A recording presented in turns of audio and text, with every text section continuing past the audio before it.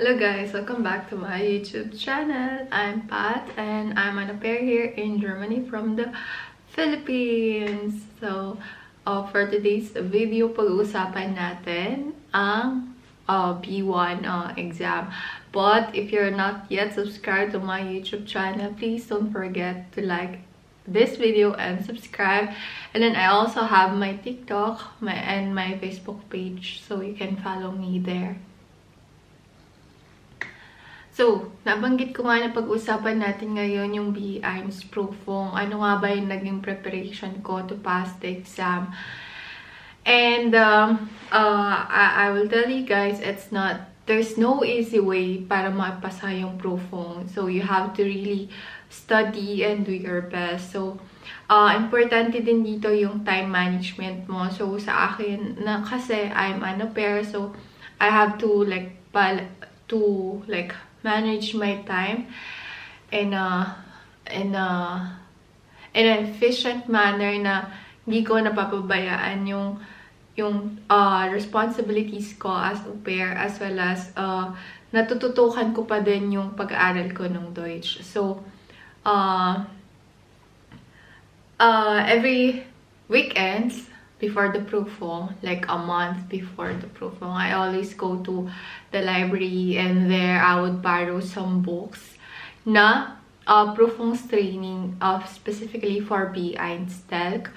So, para ma-expose kayo kung paano yung format ng exam, kung ano nga ba yung dapat mong expect during the exam, you have to have these books or borrow these books na Prüfungs Vorbereitung. So, kunyari ito. Yan. And ito din. So, na-familiarize ako kung paano yung magiging format ng exam. During the preparation for the B1 exam, nag-a-attend na din ako ng BITSOY course ko. So, kung titingnan mo, medyo advanced na yung mga inaaral namin sa BITSOY compared sa B1. But, I make sure na yung mga inaaral ko talaga is for B1 kasi yun yung mga expected na lalabas sa exam, yung B1 level. Pero nakatulong sa akin yung pag-attend ko ng BITSOY kasi in a way, I was able to expand my vocabulary kasi importante talaga yung vocabulary mo. Kasi hindi mo siya maintindihan, hindi mo maintindihan yung context nung text. Kung hindi mo naintindihan kung ano yung ibig sabihin na itong word na to, ganyan. So, you have to really expand your vocabulary in terms of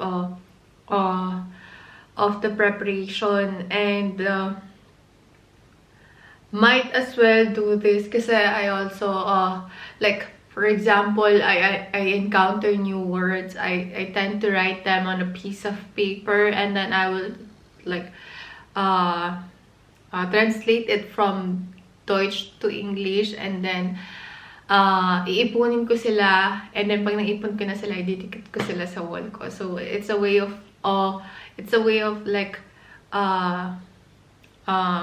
memorizing the words. And then aside from the nag-attend ako ng BITSOY course during that time, I also attended Vorbereitungsprüfung or exam prep na tinatawag natin. Kasi it's easier for me to have someone looking after me for the exam. I mean, during the preparation. Kasi if ako lang, hindi ko siya talaga magagawa match check kasi nag-aaral din. I mean, kaya nga ako nagre-review kasi hindi ko alam kung paano yung better way na gawin siya, or how do I say this? Para may mag-guide sa'yo talaga. And yan, nakatulong talaga yung pag-exam prep ko, lalo na sa expression. Madami akong pina-follow na YouTube content creators na nagtuturo ng Deutsch. So, your number 1 dyan, Learn German, your German teacher, Dein Sprachcoach Maria, Lingoni. Yan. Apakaganda ng mga content nila. Minsan nga dun sa Bitsoy course ko, meron na ipi-play yung teacher ko na kinuha niya sa YouTube kasi yun yung nakita niya yung parang the best way how to describe or how to discuss this certain topic na kahit siya mismo nahihirapan ipaintindi sa amin. So, yun, malaking tulong yung panunod ko ng YouTube videos. As well as Benjamin, guys. Benjamin is, nakalimutan ko yung pangalan ng YouTube video niya, pero yung pangalan niya is Benjamin. So, yeah. Sa kanila talaga ako nag-rely when it comes to YouTube. Kasi, yung mga nagla-live din sila, and then, nagpapaano din sila, parang exam prep, kanyan. Pero live, or recorded sa YouTube, kasi yung live nila is for like, sa mga nila, parang nakasubscribe sa kanila or something. So, ayun. So, punta na tayo sa mga sa mga tile nung exam. Sa mga part nung exam. So, unang-una dyan, yung Lesson verstehen, Hofverstehen, Sprachbausteine, tsaka Schreiben. Etong apat na to, under sila ng schriftliche Prüfung. And then, merong mündliche Prüfung, under doon yung Kontaktaufnahme, and then yung Teil 2 na Sprechen über ein Thema, and then yung huling-huli is yung Gemeinsam planen. So, balik tayo sa schriftliche Prüfung. Sa Lesson verstehen, yun, malaking tulong talaga na naintindihan nyo yung mga vocabs. Kasi kung hindi mo naintindihan, wala. So, paano mo pa i-analyze yun? Yun na nga, dun sa Lesson verstehen, mayroon din tatlong part, yung Lesson verstehen. And then, yung una-una is parang hahanapin mo yung match na parang title doon sa text. So, yeah, you have to really understand the context of the text or else you will get lost. Meron ding part sa Lesson verstehen na ito yung situation, ito yung mga situation, and then nahanapin mo yung parang ang tawag dito, parang sign or billboard para doon sa situation na yon.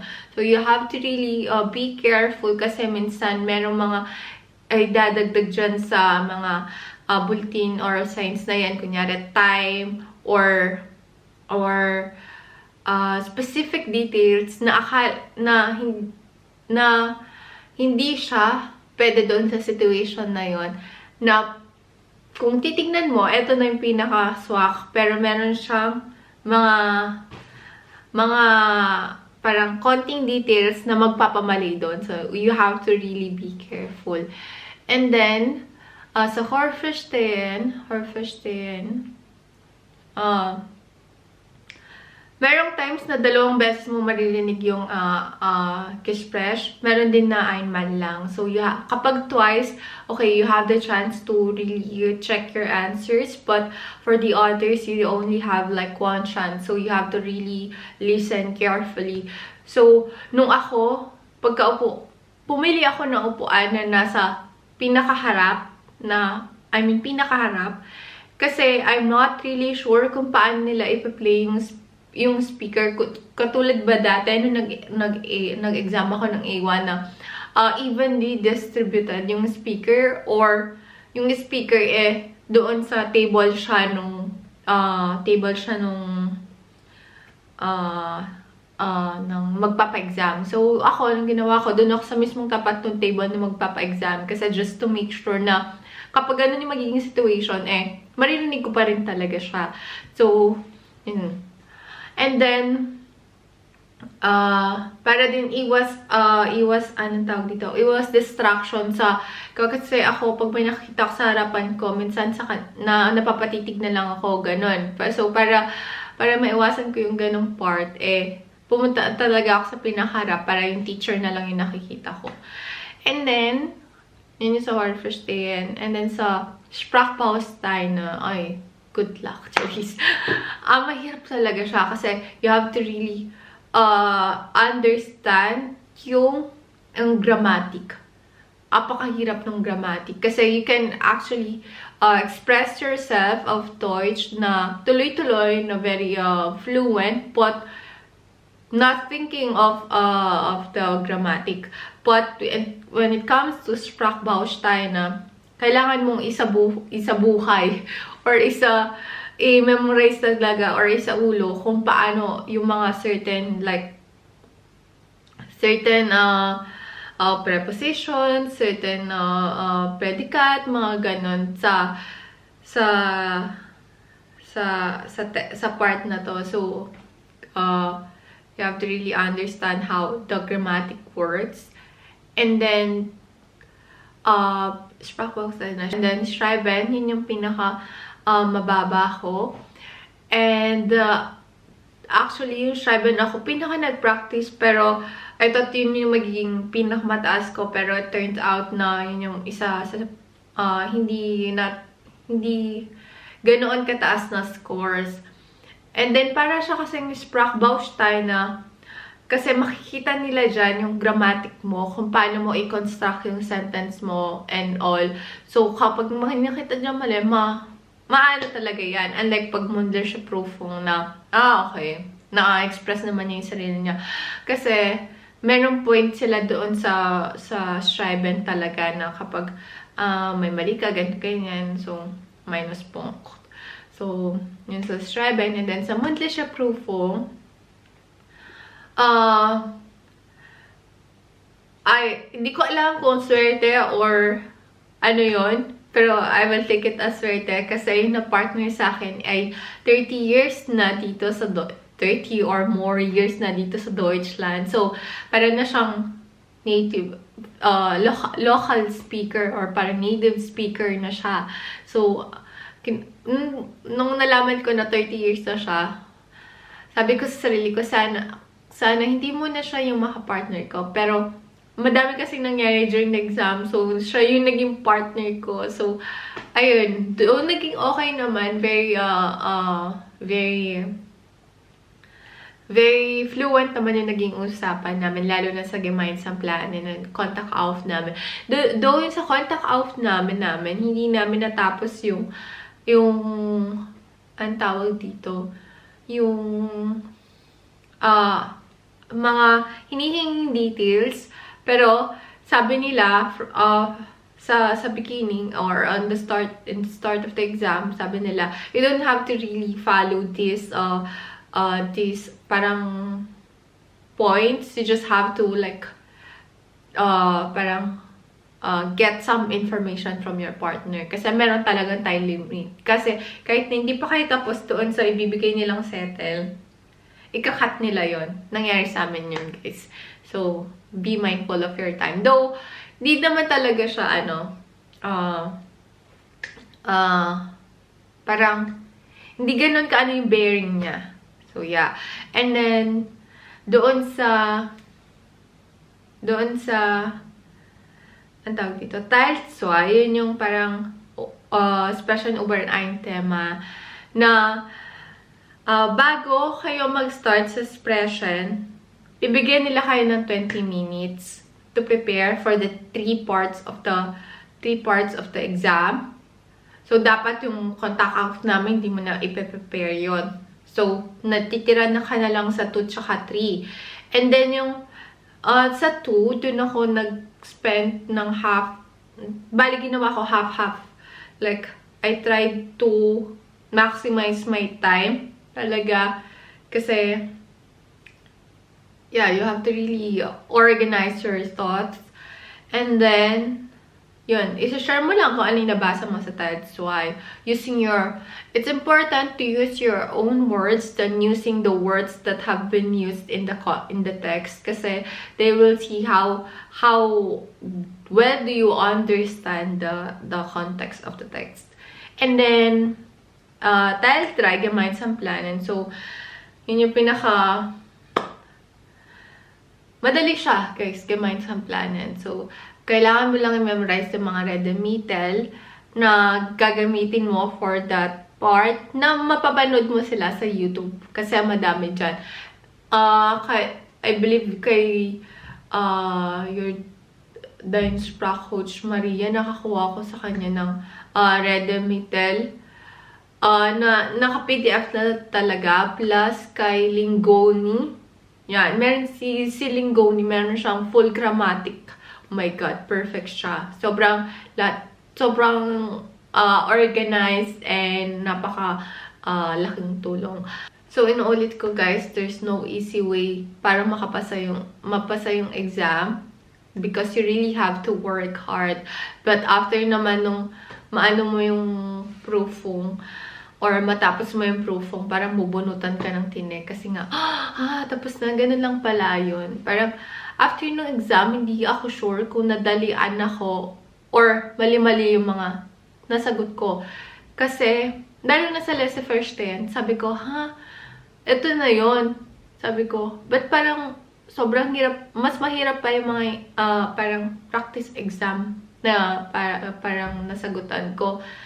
Tapos, hindi ko lang alam kung nadalian ako or mali-mali yung mga nasagot ko. Kasi, ganun hindi mo pa naman alam. So, nung dumabas yung results, turn out na naka 75 over 75 nga ako dun sa lesson first 10 na dinout ko pa yung sarili ko. Bakit parang ganun? Parang madali siya na ewan. Pero hindi ako sigurado kung tama yung sagot ko. Pero kasi nadalian ako. Alam niyo yun? Hindi ako sure kung tama yung mga nasagot ko. Pero sa angulo ko. Anyway, yun. Basta aral lang ng Sprachbaustein na lahat kasi sa Sprachbaustein na talaga masusukat yung grammatic, tsaka sa sa schreiben. Kasi makikita talaga nila yan, lalo na yung mga dapat na nakapitalize lang, saan ka maglalagay ng kama, saan ka dapat di maglalagay ng kama, yung mga ganyan na maliliit na bagay, may mga punktyan na kapag pinagsama-sama mo, malaki yung kaltas, malaki yung bawas sa score mo. So, ayun guys, sana marami kayong natutunan sa video na to. And I know it's long overdue, but nagkasakit si ate niyo girl. So, yeah. So, kapag may tanong pa kayo, just write on the comment box and I will try to answer them. And please don't forget to like and subscribe. Ciao!